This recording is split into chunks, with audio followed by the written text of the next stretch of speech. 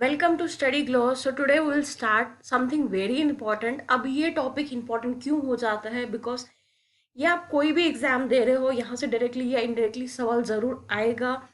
उसका ये रीज़न है क्योंकि पिछले बहुत टाइम से child abuse, child trafficking, child rights, human rights और मतलब स्कूल्स, बाकी ह्यूमन राइट जितना भी है, आप चाइल्ड के अराउंड चीज़ें देखोगे। सो एक आर्टिकल है जो मिनॉरिटीज़ के लिए है।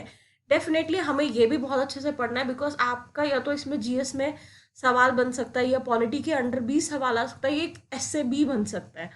सो आपको इसको बहुत अच्छे से समझना है। सबसे पहले ये है क्या, हम देख रहे हैं national commission for protection of child rights एक रिपोर्ट रिलीज कर रही है, रिलीज कर चुकी है। क्या ये बोलती है? The impact of exemption. अब एग्जाम्शन मतलब अलग साइड कर देना किस चीज को, अंडर आर्टिकल 15(5). सबसे पहले अंडर आर्टिकल 15(5) से पहले हम ये समझेंगे कि आर्टिकल 15 होता क्या है।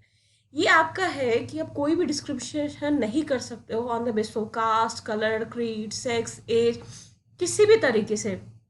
सभी लोग लॉ के सामने एकदम इक्वल है और कोई भी किसी को भी ये राइट नहीं है किसी दूसरे को डिस्क्रिमिनेट करने का किसी भी ग्राउंड्स पे। सो अब इसके अंदर एक क्लास आता है जो एक, हम जिसको पॉजिटिव डिस्क्रिमिनेशन कहते हैं, जहाँ पे ये चीज़ ले डाउन की गई है कि जो मिनिॉरिटीज़ है, सबसे पहले मिनिॉरिटीज़ होते कौन है? मिनिॉरिटीज़ जो भी हमारी कंट्री में या तो लैंग्वेज के बेस पे, रिलीजन के बेस पे, या तो कास्ट के बेस पे, या किसी भी तरह की जिनकी आबादी या जो जिनकी संख्या है वो कम है, उन्हें हम सिंपल टर्म में मिनिॉरिटीज़ बोलते हैं। अब उनके पास ये राइट है कि वो अपना एजुकेशन सेटअप या अपने कल्चर को प्रोटेक्ट कर सकते हैं ताकि वो भी एक मेन लीड में अच्छे से रोल प्ले कर पाए और उनकी भी सारी जो भी नीड्स है उनको भी प्रॉपरली देखा जाए। अब प्रॉब्लम क्या है? सबसे पहले क्यों ये कमीशन ये रिकमेंडेशंस दे रहा है कि ये सब एक जगह पे आने चाहिए? एक ओवरऑल ऐसा क्राइटेरिया होना चाहिए, सभी राइट टू एजुकेशन के अंडर आने चाहिए। हम वो समझेंगे कि क्या रीजंस है। सबसे पहले ये देखते हैं कि जो स्कूल्स माइनॉरिटी ऑर्गेनाइजेशन के तरीके से चल रहे हैं कंट्री में, वो बिल्कुल भी सही नहीं है, सही तरीके से काम नहीं कर पा रहे हैं। क्यों? सबसे पहला रीज़न है कि वो राइट टू एजुकेशन के अंडर नहीं आते हैं। दूसरा ये, वो सर्व शिक्षा अभियान के अंडर भी नहीं आते। राइट टू एजुकेशन मैंने आपको बताती हूँ। सबसे पहले देखो, हमारे यहाँ पे 86 कॉन्स्टिट्यूशन अमेंडमेंट होता है जो इम्प्लीमेंटेशन जिसकी 2009 से स्टार्ट हो जाती है, जो एक आपका राइट टू लाइफ के अंडर एक सेक्शन ऐड कर देता है 21A, right to education, free and compulsory education हर बच्चे को 6 से 14 साल तक दी जाएगी। ये एक हमारा फंडामेंटल राइट बन चुका है और ये सर्व शिक्षा अभियान भी अपने अंडर इस चीज़ को लेके आता है ताकि हम और प्रॉपर वे में क्या कर पाए, फ्री एंड कंपलसरी एजुकेशन हर एक स्टूडेंट को प्रोवाइड कर पाए। अब हमारे पास जो इशू है, हमारे पास जो प्रॉब्लम है ये कि इसमें जो मिनॉरिटीज़ है, क्योंकि उनके पास ये राइट है कि वो अपने स्कूल्स, अपनी ऑर्गेनाइजेशंस, अपने इंस्टीट्यूट्स मेंटेन कर सकती है, बट रियलिटी ग्राउंड्स में क्या हम देखने को, ये कमीशन ने क्या चीज़ें, क्या स्टडी आउट कर रही है कि वो चीज़ें प्रॉपर वे में काम नहीं कर पा रही है। अब हम देखेंगे कैसे। The commission is of view that two different sets of rules. सबसे पहले 21 ये हमें पता है कि ये सबको राइट टू एजुकेशन प्रोवाइड कर रहा है, लेकिन जो 30 है वो प्रोवाइड करता है कि इनके पास राइट्स है मिनॉरिटीज पे के पास कि वो अपने इंस्टीट्यूट्स बना सकते हैं। लेकिन अब इशू ये है creating a conflicting picture, fundamental rights और राइट ऑफ मिनॉरिटीज कम्युनिटीज के बीच में एक प्रॉब्लम क्रिएट कर पा रहा है। अब हमने एक स्टडी कंडक्ट की, बहुत सारे इंस्टीट्यूट्स, बहुत सारे सेंट्रल स्टेट सब मिलके रिकमेंडेशंस दी। उन्होंने 2 फेजेस में स्टडीज़ की। सबसे पहले फेज में उन्होंने देखा कि कितने इंस्टीट्यूट्स है, कितनी कम्युनिटी टाइप्स है, कितने बच्चे उस स्कूल में है, रिकॉग्नाइज स्टेटस क्या है उस मिनॉरिटी ऑर्गेनाइजेशन का। हम यहाँ मिनॉरिटी ऑर्गेनाइजेशंस की बात कर रहे हैं, उनके क्या स्टेटस है। सेकेंड फेज में हम देखते हैं उनका इंफ्रास्ट्रक्चर क्या है, वहाँ अवेलेबिलिटी क्या है, कंप्यूटर्स कितनी है, कैसी वहाँ पे यूज़फुलनेस है, बाकी सब चीज़ें कैसी है, वहाँ पे वर्कशॉप्स कैसी हो रही है, डॉक्यूमेंटेशंस कैसी हो रही है, एग्ज़ाम प्रिपरेशंस और एग्ज़ाम ओरिएंटेड चीज़ें कैसी हो रही है, ओवरऑल डेवलपमेंट्स क्या हो रही है। अब रिपोर्ट की क्या फाइंडिंग्स आई? टोटली डिफरेंट है। रिपोर्ट ये देखती है कि मैक्सिमम जो इंस्टीट्यूट्स है वहाँ पे प्रॉपर फैसिलिटीज़ ही नहीं है। और आप हैरान ये देखोगे, हैरानी की सबसे बड़ी बात ये है, क्रिश्चियन मिशनरी के अंडर सबसे ज़्यादा स्कूल आ रहे हैं, जबकि उनकी जो पॉपुलेशन है वो बहुत कम है। अब जो मदरसाज वगैरह के अंडर, सबसे पहले मदरसाज क्या होते हैं, मुस्लिम स्कूल्स में जहाँ पे एक रिलीजियस टीचिंग्स दी जाती है या सेक्युलर टीचिंग्स भी होती है, जो अपने घर के आसपास एक अच्छी लेवल की टीचिंग देना चाहते हैं स्टूडेंट्स को। बट रियलिटी में क्या हो रहा है, वहाँ पे भी जो अनप्रिविलेज्ड स्टूडेंट्स हैं वो बहुत पीछे है, क्योंकि उनको प्रॉपर साइंस की नॉलेज नहीं है, प्रॉपर आपका कंप्यूटर की नॉलेज नहीं है, और अपकमिंग टाइम जो खासकर आज का मॉडर्न टाइम है वो बहुत पीछे रह चुके हैं। अब इस रिपोर्ट की फाइंडिंग्स जो है वो मानती है कि जैसे उन्होंने ये एनालिसिस किया है कि ऑलमोस्ट 4.8% ऑफ टोटल स्टूडेंट्स है जो बेनिफिट्स ले पा रहे हैं, फ्री शिप्स के, फ्री यूनिफॉर्म से, फ्री बुक स्कॉलरशिप के, एसेट्रा। लेकिन ये आंकड़ा बहुत कम है, आप देख सकते हो 4.18%, बिल्कुल बहुत ही कम। लेकिन जो बाकी है, बाकी जो मिनॉरिटीज़ में जो ज़्यादातर स्टूडेंट्स हैं, ना तो उनको मिड डे मील्स प्रोवाइड हो रही है, खाने का साधन, ना उनको proper free schools, free uniform, free benefits या बाकी सब भी चीज़ें हैं, उनको कुछ भी नहीं मिल पा रहा है। अब क्यों? क्योंकि हमारे पास अलग अलग हमने यहाँ पे बनाया राइट टू एजुकेशन सभी के लिए, और जो हमारी जजमेंट आई थी जिसे हम कहते हैं प्रमति जजमेंट, उसके अंडर सबसे पहला जो इशू यही था कि मिनॉरिटी स्कूल्स को राइट टू एजुकेशन के अंडर लाया ही नहीं जाता है। अब इसकी आप एक एनालिसिस देख सकते हो, एक प्रॉपर वे में देख सकते हो कि एक proportion of minority schools in India क्या है।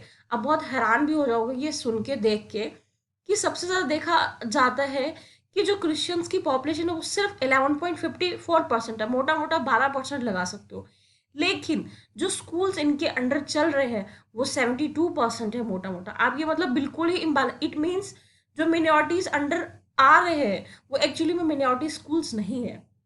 अब ये लोग भी ऐसा क्यों करते हैं?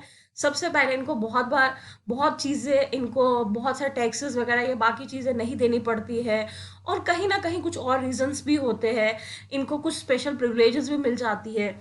अब दूसरा, इस हिसाब से हम देखेंगे कि मुस्लिम जबकि कंप्रोमाइज करते हैं मोटा मोटा 70%, लेकिन जो उनके स्कूल्स बनाए जा रहे हैं मिनॉरिटीज के लिए वो सिर्फ 22% है। सिक्स का सेम है, वो लगभग 8% है, लेकिन स्कूल्स आप देखोगे 2%।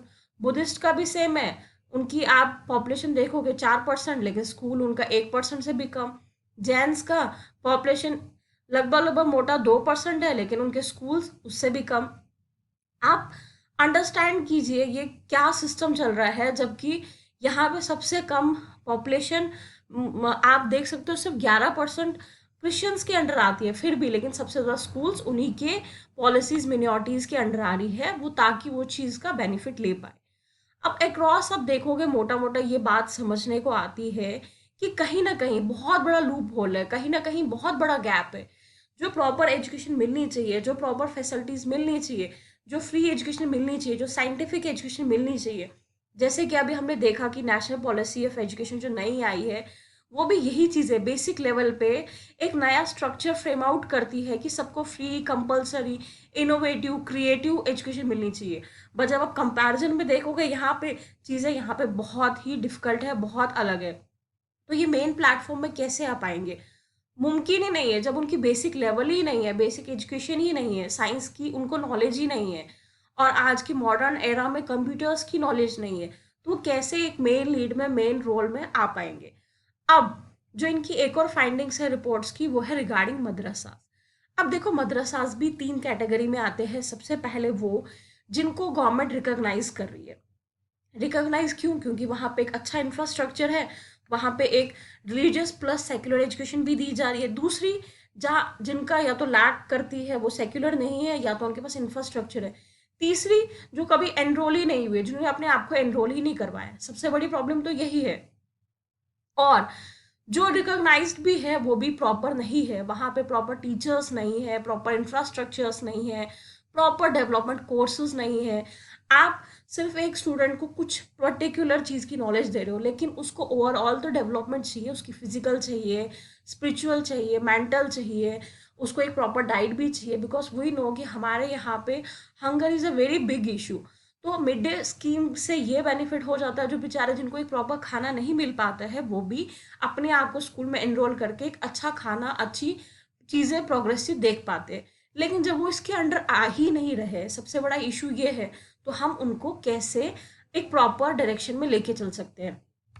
सो ये ज़्यादा इम्पैक्ट यही डाल रही है ज़्यादा से ज़्यादा ये चीज़ की, हम सबको एक ऐसा क्राइटेरिया, एक ऐसा फ्रेम आउट करना चाहिए, ताकि टोटल कंक्लूजन में ये फाइंडिंग्स आती है कि बोथ पेरेंट्स भी ये चाहते हैं कि राइट टू एजुकेशन यहाँ पे भी लागू हो प्रॉपर तरीके से। सर्व शिक्षा अभियान और जितनी भी हमारी स्कीम्स है, रमसा है, टीचर एजुकेशन है, डाइट है, इन सब के अकॉर्डिंगली हम उनके बच्चों को भी एक proper education, proper school, proper library, play material, सब चीज़ें, ताकि वो स्पोर्ट्स में भी पार्टिसिपेट ले पाए।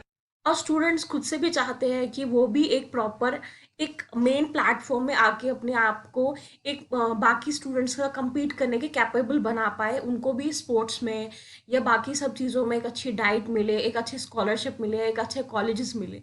सो ओवरऑल ये बहुत इंपॉर्टेंट टॉपिक है। आई होप कि बहुत जल्दी इस पे एक अच्छा सा एक हम अमेंडमेंट ला सकते हैं और चेंज कर सकते हैं एक सिनारियो, ताकि सबको, क्योंकि ये बहुत बेसिक राइट है, बहुत कंपलसरी है, ना कि सिर्फ गवर्नमेंट के पर्सपेक्टिव से, लेकिन ह्यूमैनिटी के पर्सपेक्टिव से भी, लाइफ के पर्सपेक्टिव से भी, और छोटे बच्चों के पर्सपेक्टिव से, कि सबको एक प्रॉपर लेवल की एजुकेशन मिलनी चाहिए, ताकि वो अपनी लाइफ को और अपनी इनर कैपेबिलिटीज को सामने अच्छे से प्रूव कर पाए। I hope you understand all this. May God bless you.